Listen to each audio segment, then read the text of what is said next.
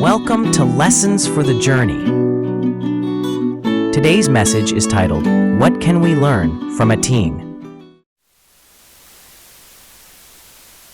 So if you want to, where did I do this? I'm using the Bible that is our Pew Bible. So if you want to pull out a Pew Bible, and there are Pew Bibles underneath you if you want to pull out. I'm on page 667 today. I know I don't normally use this Bible.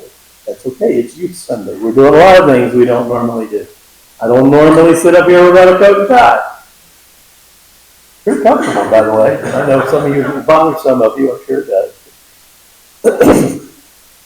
So we're going to look at Daniel chapter 1 this morning, verses 1 through 21.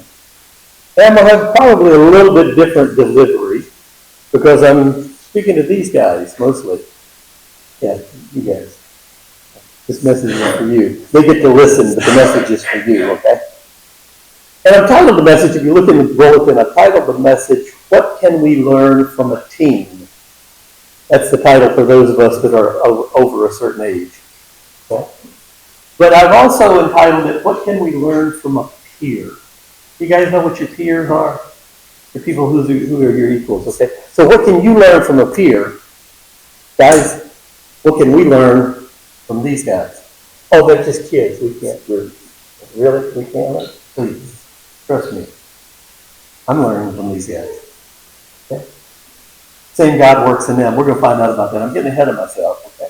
Because this morning we're celebrating youth in general, but particularly this youth right here, because these are ours. We haven't had youth in a while. These are ours. Okay? How many of you remember how wonderful it was to be a teenager? No issues at all, no problems, no peer pressure. How many of you thought peer pressure was going to go away when you became an adult? You learned better, didn't you? You get to keep peer pressure all of your life, guys, by the way. So just go, boy, you should have seen one of the faces that was up here. Yeah, you get to keep it all your life, don't you? We need to watch out for it. Doesn't matter if we're that age or that age. Okay. We expect our young children to learn from us, right? To observe us. And they do. And sometimes they learn things that we wish they hadn't learned, don't they? Yeah. We wish they hadn't. And the older we get, the more hard-pressed perhaps we are to think that a teenager could teach us anything at all. But I'm going to turn the tables on that today. This morning, I want us to all learn from a group of young men, just teenagers, and maybe not even that. We don't know. I'm going to start this out by telling you about 4 boys who are far away from home. Look with me in Daniel chapter 1, beginning in the first verse. During the 3rd year of King Jehoiakim's reign in Judah, King Nebuchadnezzar of Babylon came to Jerusalem and besieged it. The Lord gave him victory over King Jehoiakim of Judah and permitted him to take some of the sacred objects from the temple of God. So Nebuchadnezzar took them back to the land of Babylonia and placed them in the treasure house of his God. Then the king ordered Ashpenaz, his chief of staff, to bring to the palace some of the young men of Judah's royal family and other noble families who had been brought to Babylon as captives. Select only strong, healthy, and good-looking young men, he said. Make sure they are well-versed in every branch of learning, are gifted with knowledge and good judgment, and are suited to serve in the royal palace. Train these young men in the language and literature of Babylon. The king assigned them a daily ration of food and wine from his own kitchens, and they were to be trained for 3 years. Then they would enter royal service. Daniel, Hananiah, Mishael, and Azariah were 4 of the young men chosen from the tribe of Judah. And for most of us, the only one of those names we know is Daniel. Follow me. The chief of staff renamed them with these Babylonian names. Daniel was called Belteshazzar. We don't know that one that well. Mostly we know Daniel. Hananiah was called Shadrach. Oh, there's a name we've heard. Yeah. Mishael was called Meshach. And Azariah was called Abednego. Well, Abednego, as I learned it, but it's Abednego, okay? But Daniel was determined not to defile himself by eating the food and wine given to them by the king. And he asked the chief of staff for permission not to eat these unacceptable foods. Now God had given the chief of staff both respect and affection for Daniel. But he responded, I'm afraid of my lord the king, who has ordered that you eat this food and wine. If you become pale and thin compared to the other youths your age, I'm afraid the king will have me beheaded. Daniel spoke with the attendant who had been appointed by the chief of staff to look after Daniel, Hananiah, Mishael, and Azariah. And did you notice that? I'll bring it back up again. But Daniel's not talking to the same person he was talking to before. Now we're speaking with the attendant, not the chief of staff. I'll talk about that a little bit more. Verse 12, please test us for 10 days on a diet of vegetables and water, Daniel said. At the end of the 10 days, see how we look compared to the other young men who are eating the king's food. Then make your decision in light of what you see. The attendant agreed to Daniel's suggestion and tested them for 10 days. At the end of the 10 days, Daniel and his 3 friends looked healthier and better nourished than the young men who had been eating the food assigned by the king. So after that, the attendant fed them only vegetables instead of the food and wine provided for the others. God gave these 4 young men an unusual aptitude for understanding every aspect of literature and wisdom, and God gave Daniel the special ability to interpret the meanings of visions and dreams. When the training period ordered by the king was complete, the chief of staff brought all the young men to King Nebuchadnezzar. The king talked with them, and no one impressed him as much as Daniel, Hananiah, Mishael, and Azariah. So they entered the royal service.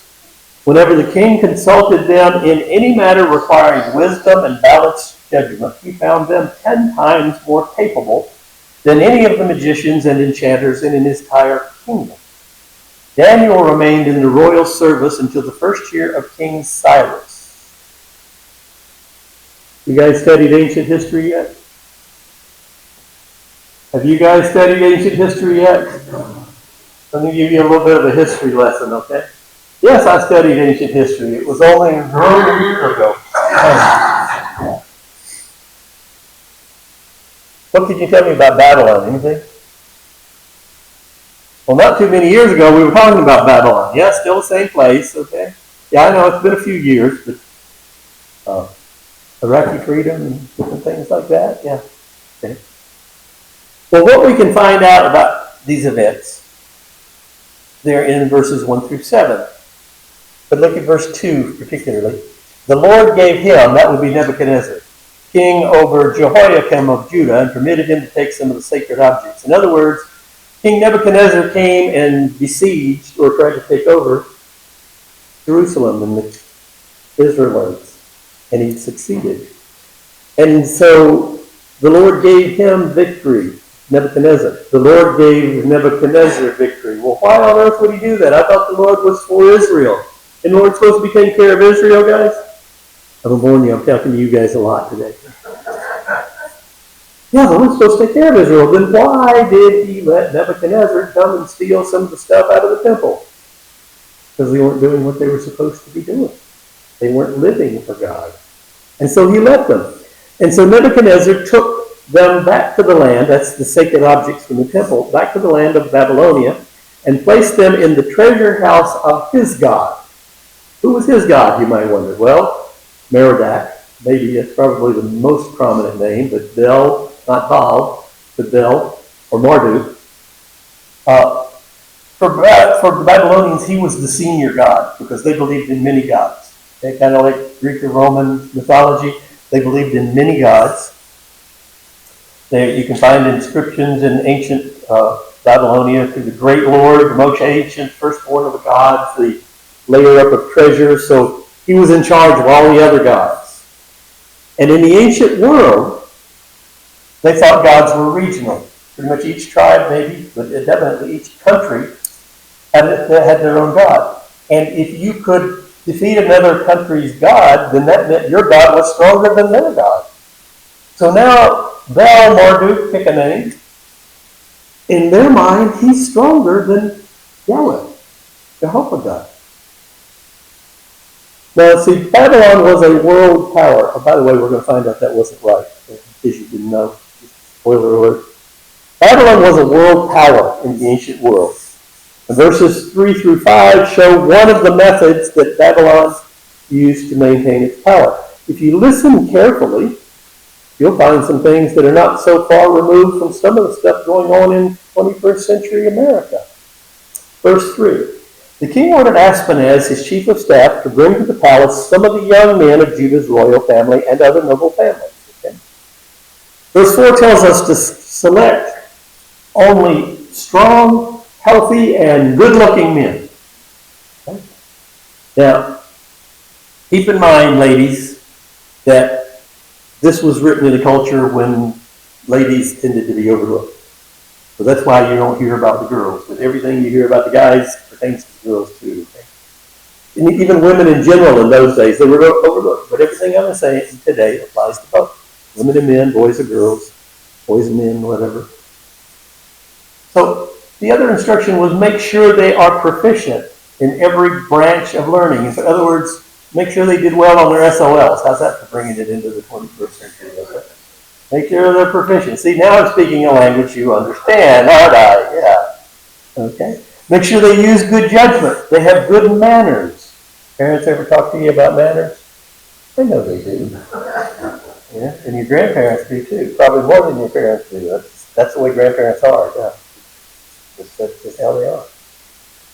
Train these men in the literature and language of Babylon. In other words, carefully instruct these folks that you select, re-educate them, and assimilate them into our culture, into the current culture. Sound familiar at all in any mentality that you might think of? I'm not going to bore you with the Hebrew word that's translated in English as young men.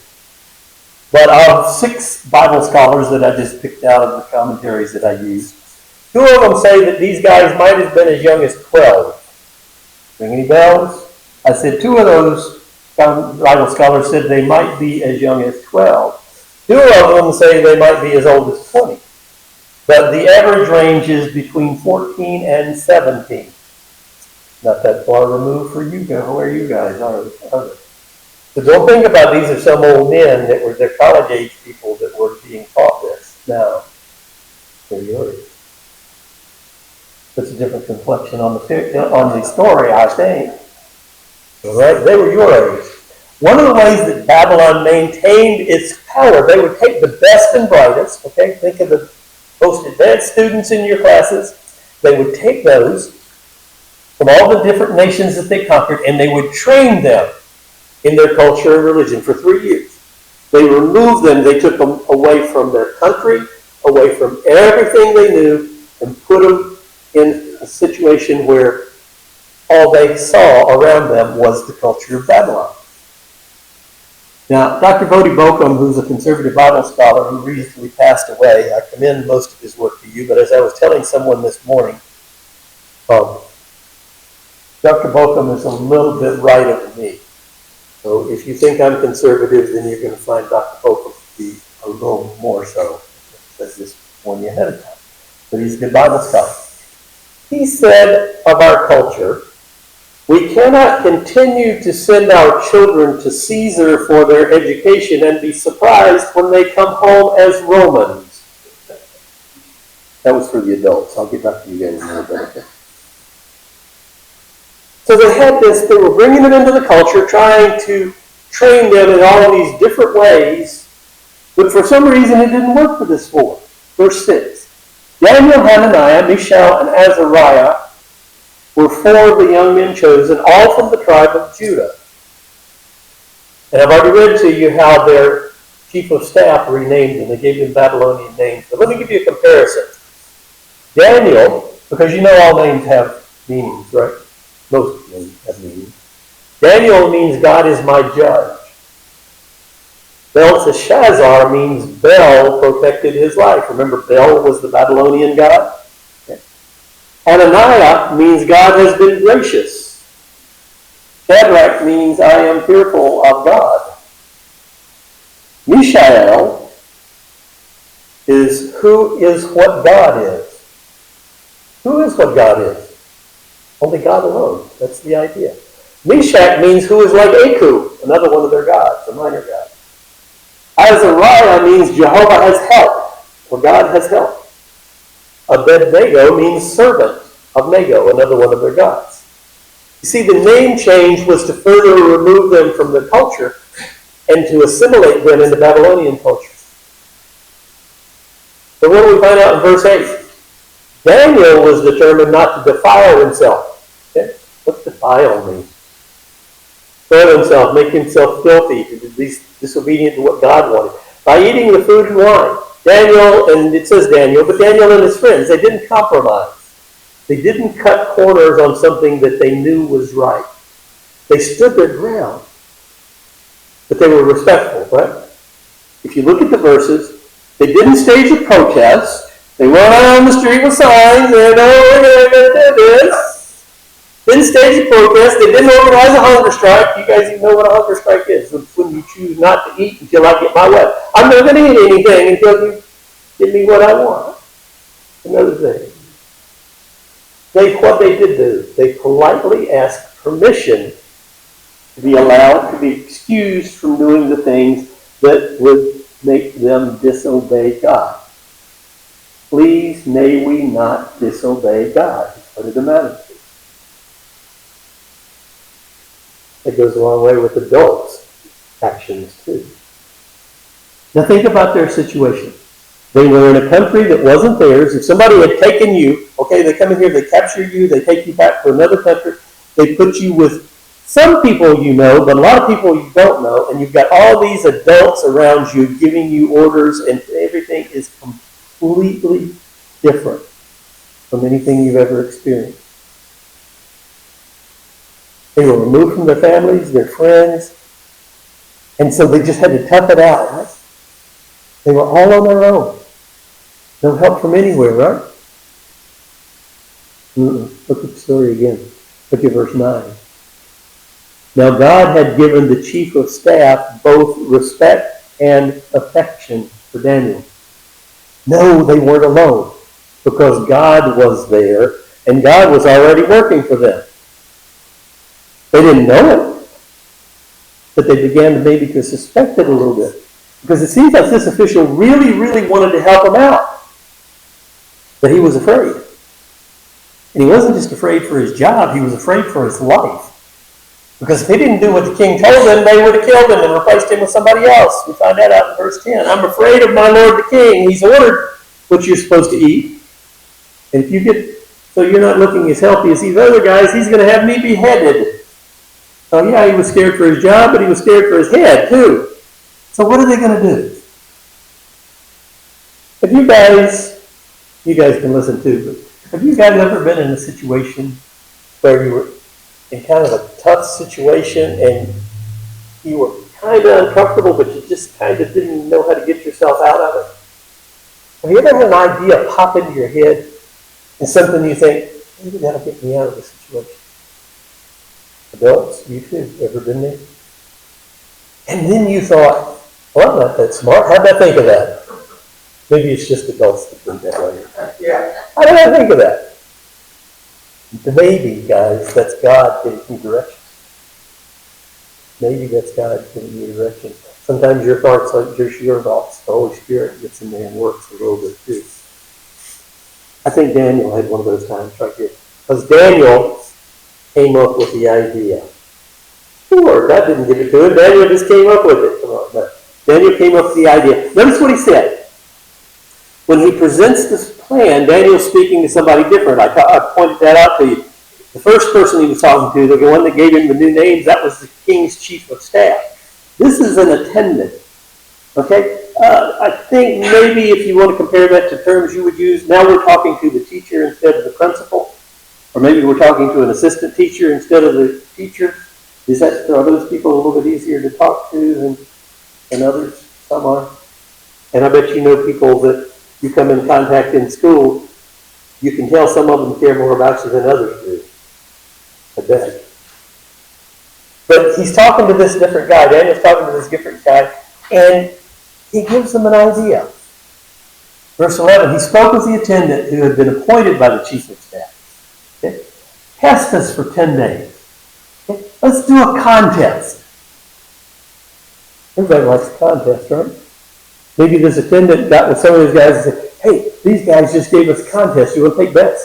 You know, if I'm getting a pool together, I think these guys are going to look worse. What do you think? No, I think they'll need to be $5 on whatever they use for money. Okay.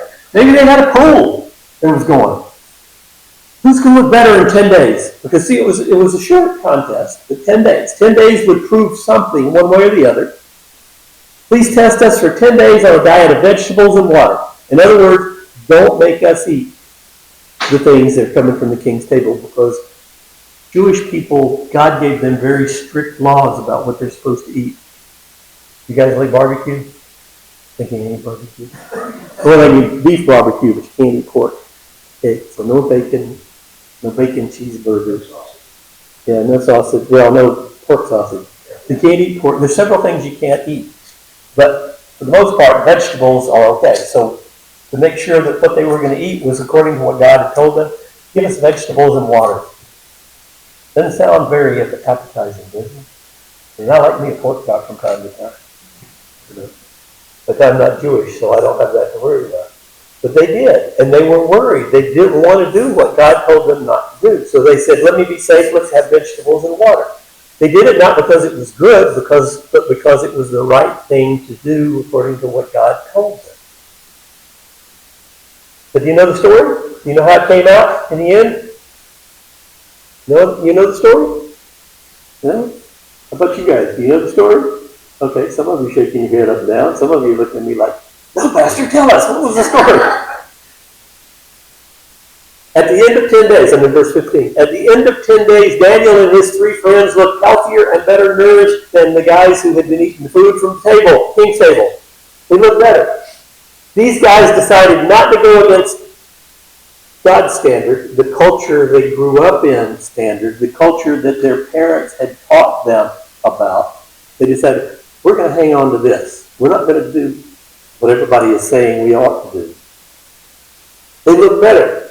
So after that, the attendant gave them what they'd been having all along, so they didn't have to disobey God. It worked out, and they looked better. They didn't compromise anything. And look further, because it wasn't just the food, because in verse 11, God gave these 4 young men an unusual aptitude for understanding. Okay? We put that in basic common terms. He made them smarter than everybody else. He helped them to understand all of the things they were being trained in, but he also helped them to retain what they had been taught before. They didn't lose all that. And then it says God gave Daniel the special ability to interpret dreams, the meanings and visions of dreams. And if you read further in the book of Daniel, you find out that came in handy a couple times.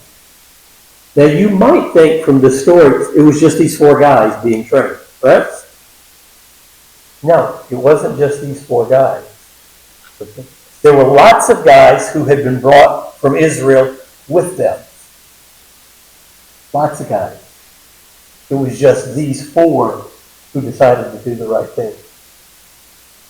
Ever been in a situation where everybody else, or almost everybody else, is doing one thing that somebody says right, but there's something in your mind that says, I don't think that's quite right.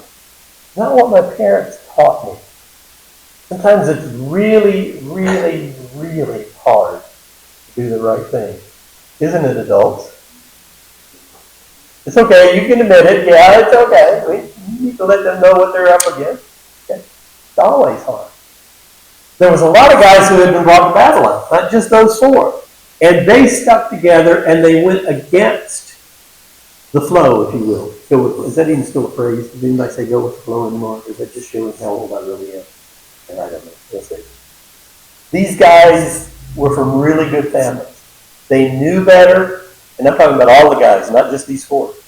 They were from really good families. They knew better, I should say, but they didn't do the right thing when they were confronted by what the culture said was the right thing to do. And we don't have any idea who they were. We know there were a bunch of guys, but we don't know who they were. So let me finish the story real quickly because it's getting that time. Verse 18, when the training period ordered by the king was completed, the chief of staff brought all the young men to King Nebuchadnezzar. The king talked with them, and no one impressed them as much as those four. I'll paraphrase. And so they entered into royal service. Okay? And Daniel, verse 21, remained in royal service until the first year of the reign of King Cyrus. These four guys chose to do what was right.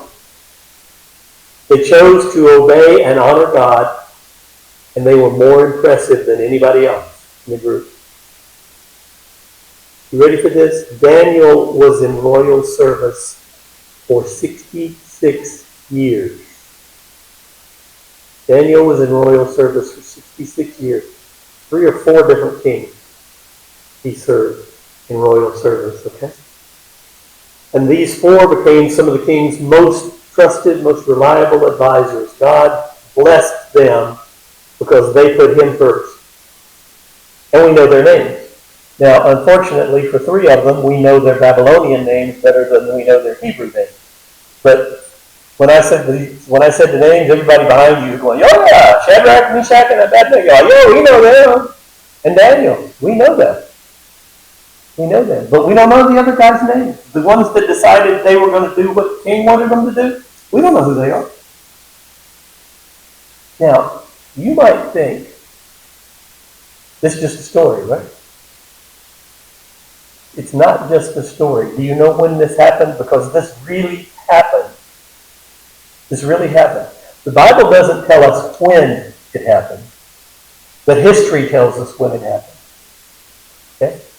All these things happened in 605 BC or BCE, depending on what you're used to listening to. It isn't just a story. It happened 2,630 years ago.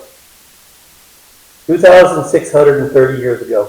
And we still know these guys' names because they did the right thing.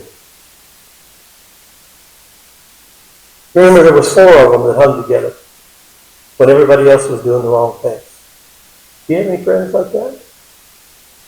Let me ask you a more important question. Are you a friend like that? You're going to help hang with somebody? Do you know some people that are going to do the right thing? If not, we need to find you some new friends. No, not all new friends.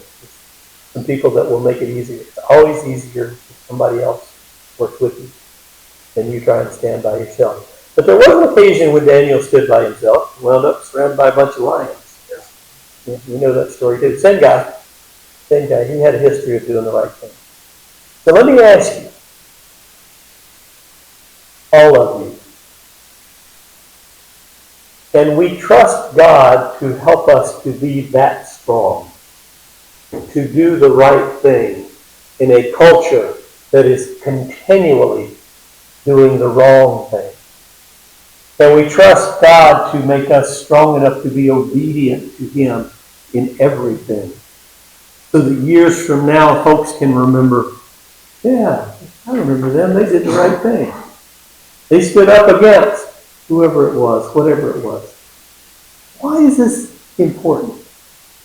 See, why is this important is because Daniel was honoring God.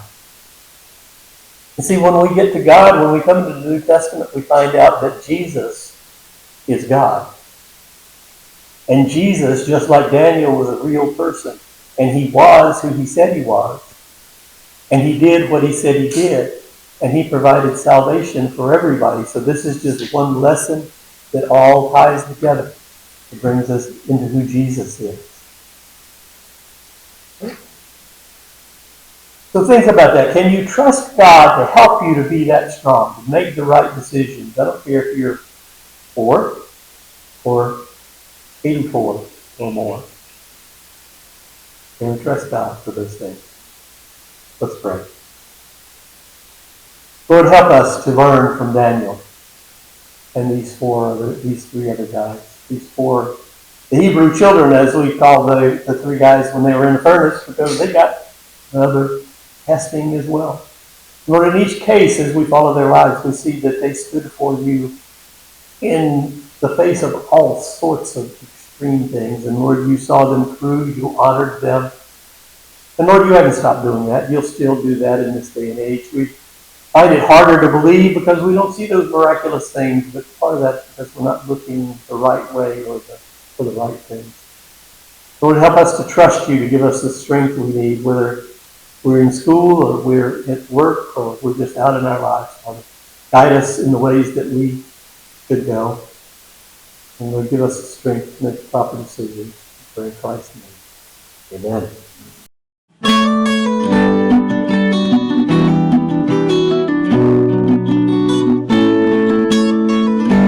Lessons for the Journey is recorded during the services of Bethlehem Congregational Church in Disputana, Virginia, where Dr. Clifton serves as pastor.